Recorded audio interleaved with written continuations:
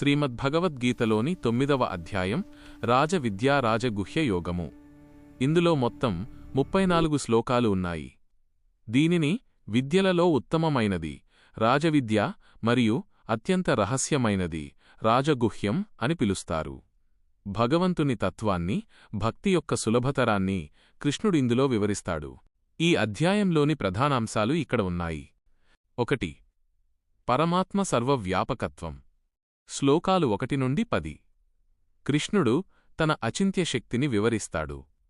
కంటికి కనబడని నా స్వరూపంతో ఈ జగత్తు అంతా నిండి ఉంది. సమస్త ప్రాణులు నాయందే ఉన్నాయి, కాని నేను వాటిలో లేను అంటే దేనికి అంటుకోను. మయాధ్యక్షేణ ప్రకృతిః. నా అధ్యక్షతన, పర్యవేక్షణలో ప్రకృతి చరాచర జగత్తును సృష్టిస్తోంది. ఆకాశంలో ఎక్కడ చూసినా గాలి ఎలా వ్యాపించి ఉంటుందో అలాగే సృష్టి అంతా నాలోనే ఉంటుందని కృష్ణుడు చెబుతాడు. 2. దైవచింతన. మూఢుల ప్రవర్తన. శ్లోకాలు 11 నుండి 15. నేను మనుష్యరూపంలో అవతరించినప్పుడు మూర్ఖులు నన్ను సామాన్యుడిగా భావించి అవమానిస్తారు. వారు నా పరమతత్వాన్ని గుర్తించలేరు. కాని మహాత్ములు దైవీ ప్రకృతినే ఆశ్రయించి అనన్యభక్తితో నన్ను కీర్తిస్తారు. 3. నేనే సర్వస్వం. శ్లోకాలు 16 నుండి 19. సృష్టిలోని ప్రతీదీ తానే అని కృష్ణుడు చెబుతాడు. యజ్ఞం నేనే, స్వధనేనే, మంత్రం నేనే, నెయ్యి నేనే, అగ్ని నేనే. ఈ జగత్తుకు తండ్రిని, తల్లిని, తాతను నేనే. ఓంకారం నేనే.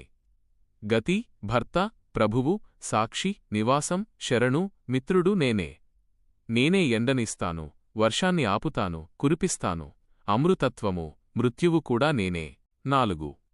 అనన్యభక్తి మైనస్ యోగక్షేమాలు. శ్లోకాలు 20 నుండి 27. ఈ అధ్యాయంలో అతి ముఖ్యమైన శ్లోకం ఇక్కడే వస్తుంది. అనన్యాశ్చింతయంతో మాం ఏ జనాః పర్యుపాసతే తేషాం నిత్యాభియుక్తానాం యోగక్షేమం వహామ్యహం. శ్లోకం 22. భావం: ఎవరైతే ఇతర ఆలోచనలు లేకుండా నిరంతరం నన్నే స్మరిస్తూ ఆరాధిస్తారో అట్టి నిత్యయుక్తుల యొక్క యోగక్షేమాలను, లేనిది ప్రసాదించడం, ఉన్నదానిని కాపాడడం నేనే స్వయంగా వహిస్తాను. పత్రం, పుష్పం, ఫలం, తోయం. భక్తుడు ప్రేమతో ఇచ్చే ఆకు, పువ్వు, పండు లేదా నీరు మైనస్ ఏదైనా సరే నేను స్వీకరిస్తాను. భగవంతుడికి కావాల్సింది భక్తి మాత్రమే, గొప్ప కానుకలు కాదు. 5. సమానత్వం మైనస్ మోక్షం.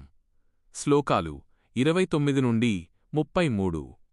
నాకు శత్రువులు లేరు, మిత్రులు లేరు. అందరూ నా దృష్టిలో సమానమే. కాని భక్తితో నన్ను ఆరాధించేవారు నాలో ఉంటారు, నేను వారిలో ఉంటాను. అత్యంత దురాచారుడైనా సరే మనస్సు మార్చుకుని నన్ను శరణు వేడితే అతడు సాధువుగానే పరిగణించబడతాడు. ముగింపు. 34వ శ్లోకం మైనస్ పరమమంత్రం. మన్మనా భవ మద్భక్తో మధ్యాజీ మాం నమస్కురు మామే వైశ్యసి యుక్త్వైవమాత్మానం మత్పరాయణః. భావం: నీ మనస్సును నాయందే నిలుపు, నా భక్తుడవు కావాలి, నన్నే పూజించు, నాకే నమస్కరించు. ఈ విధంగా నీవు నాయందే పారవస్యం చెందితే నన్నే చేరుకుంటావు.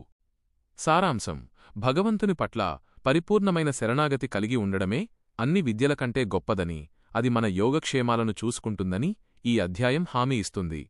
తర్వాతి అధ్యాయం విభూతి యోగము. 42 శ్లోకాలు గురించి తెలుసుకుందామా?